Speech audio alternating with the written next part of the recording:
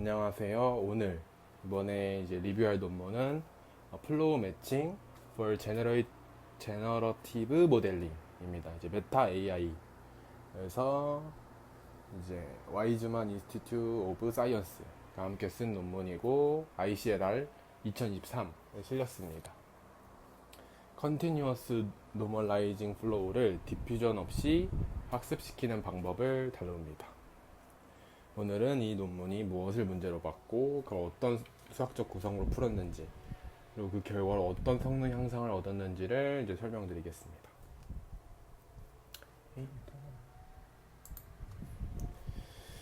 이 논문이 이제 다루는 툴은 Continuous Normalizing Flow, 줄여서 CNF입니다. CNF는 임의의 Probability Pass를 모델링할 수 있는 아주 일반적인 생성 모델 툴입니다.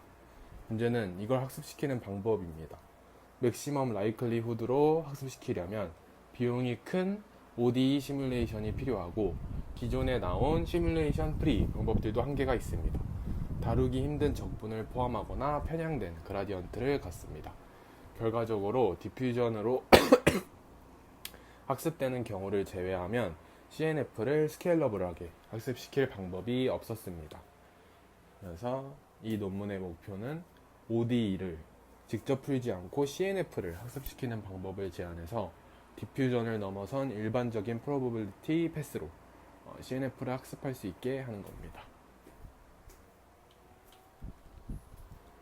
본격적인 방법을 보기 전에 이제 기본 개념부터 이제 먼저 말씀을 드리면 Probability Density Pass, 이제 PTX는 시간에 따라 변하는 확률 분포입니다.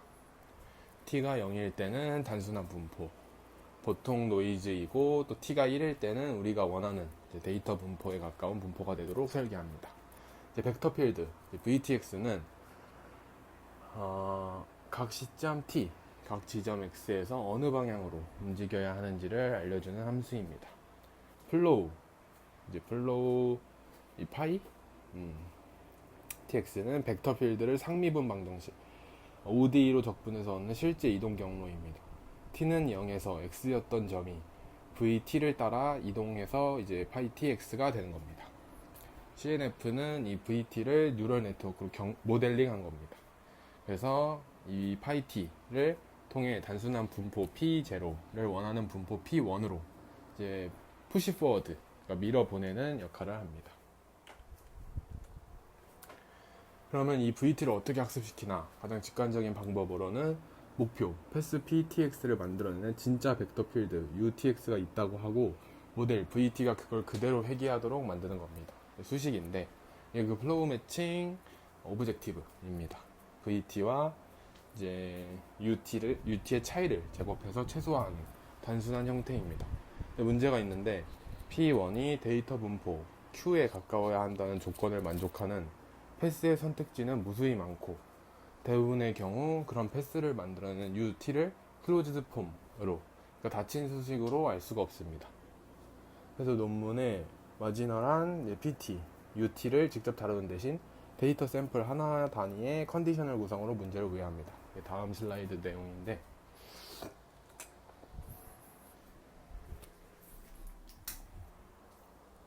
여기가 이제 핵심입니다. 데이터 샘플 이제 바이 1 하나를 고정을 하면 컨디셔널 패스 P, T 이제 이 1과 컨디셔널 벡터 필드 U, T 이제 X1, XL, X1 간단하게 정의할 수 있습니다. 예를 들어 T는 0에서 노이즈 분포이고 T는 1에서 X1 근처에 집중된 분포이도록 설계해야 합니다. 이제 이걸 데이터 분포 QX1에 대해 이제 마지널라이즈 하면 우리가 원하는 마지널 PTX와 UTX가 나옵니다. 다만 이 마지널라이즈 하는 적분 자체는 여전히 다루기가 힘듭니다. 논문의 핵심 정리가 이 문제를 푸는데 컨디셔널 버전의 손실함수인 L, CFM과 원래 L, FM이 파라미터 세타에 대해 동일한 그라디언트를 갖는다는 것입니다. 이게 이제 아래 수식, 그게 맨 아래 수식이 이게 그 L, CFM입니다. 이 정리 덕분에 마지널한 분포에 전혀 접근하지 않고도 샘플 단위의 컨디셔널 구성만으로 원하는 이제 마지널 벡터 필드를 학습시킬 수 있게 됩니다. 그러면 컨디셔널 패스를 구체적으로 어떻게 설계하느냐가 문제인데, 논문은 평균과 이제 표준 편차가 시간에 따라 변하는 가우시안 컨디셔널 패스의 일반적인 형태를 다룹니다. 이제 인상적인 건 기존 디퓨전 방식들이 이 일반형의 특수한 경우로 재현된다라는 것입니다.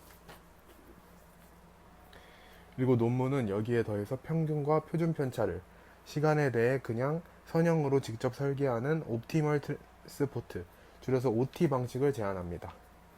피겨 2인데 이 그림이 둘의 컨디셔널 벡터 필드를 비교한 겁니다. 왼쪽이 디퓨전 패스, 오른쪽이 OT 패스인데 시간에 따라 화살표 방향이 어떻게 바뀌는지를 비교해서 보시면 됩니다. 이 둘의 차이가 실제로 궤적에서 어떻게 나타나는지 이제 한번 보겠습니다.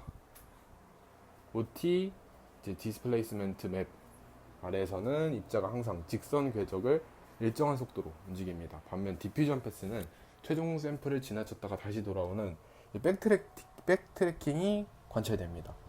이제 이게 유명한 사진인데 피겨 3, 이 그림이 이제 차이입니다. 왼쪽 디퓨전은 곡선으로 휘어지는 경로들이고 오른쪽 OT는 한 점을 향해 뻗은 직선들입니다. 또 중요한 건 OT, 벡터 필드는 시간에 대해 방향이 컨스턴트하다. 이게 왜 중요하냐면 뉴럴 네트워크 입장에서 더 단순한 회귀 문제가 되기 때문입니다. 피겨 4의 좌측을 보시면 이 경향을 2D 체크보드, 그러니까 체커보드 무늬 데이터에서도 확인할 수 있습니다.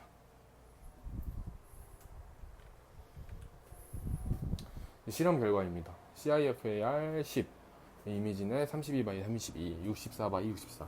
그래서 동일한 유넷 아키텍처를 두고 DDPM, 스코어 매칭, 스코어 플로우 같은 기존 디퓨전 기반 방법들과 플로우 매칭의 디퓨전 버전, OT 버전을 비교했습니다. 결과를 보시면 이제 플로우 매칭, WOT가 초록색으로 강조된 행위인데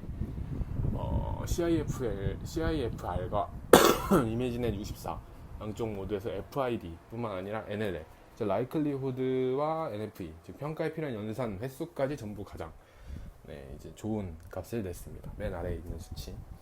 그다음에 이제 아래 이미지넷 128 by 128에서도 별도의 셀프 슈퍼바이드 컨디셔닝을 쓰는 IC 간을 제외하면 FID가 스테이트 오브 더 아트, 소타였다.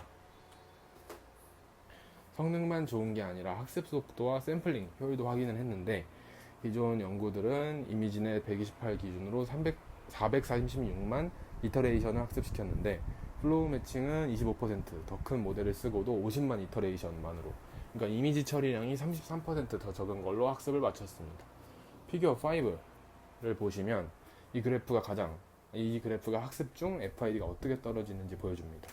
FMOT가 가장 빠르고 가장 크게 FID를 낮추는 것을 볼 수 있습니다. 이 파란색 부분인데 샘플링 쪽도 마찬가지인데 피겨 7을 보면 얼로와 미드포인트, RK4 같은 어떤 ODE 솔버를 쓰든 OT 패스로 학습한 모델은 디퓨전 대비 대략 60%의 NF 미만으로 동일한 오차 수준에 도달했습니다. 정성적인 비교와 응용 사례인데 피겨 6를 보시면 동일한 이니셜 노이즈에서 시작한 샘플 패스를 비교한 그림입니다. OT 패스 모델은 디퓨전 패스 모델보다 더 일찍 이미지 형태가 나타나는 것을 보실 수 있습니다. 응용으로는 이제 64x64 이미지를 256x256으로 언샘플링 하는 슈퍼 레졸루션을 실험했습니다. 이제 FMWOT는 그러니까 플로우 매칭 OT는 기존 디퓨전 기반 베이스라인인 SR3와 비슷한 PSNR 이제 SSIM을 내면서 생성 품질을 더 잘 반영한다 라고 여겨지는 FID와 IS에서는 더 나은 값을 기록했습니다. 정리입니다. 이 논문은 컨디셔널 구성을 통해 CNF를 시뮬레이션 없이 학습시키는 플로우 매칭을 제안했습니다. CFM 오브젝티브는 원래 FM 오브젝티브와 동일한 그라디언트를 가지므로 마지널 분포에 접근하지 않고도 학습이 가능합니다. 그리고 그 구체적인 사례로 제시한 옵티멀 트랜스포트 컨디셔널 패스는 디퓨전 패스보다 더 단순하고 학습과 샘플링 모두에서 더 효율적입니다.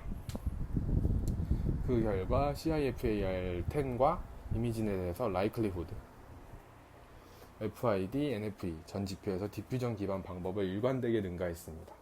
논문이 밝힌 향후 방향은 디퓨전을 넘어 논 아이소트로픽 가우시안이나 더 일반적인 커넬 같은 다양한 프로버빌리티 패스로 확장하는 것입니다. 이상으로 발표를 마치겠습니다. 감사합니다.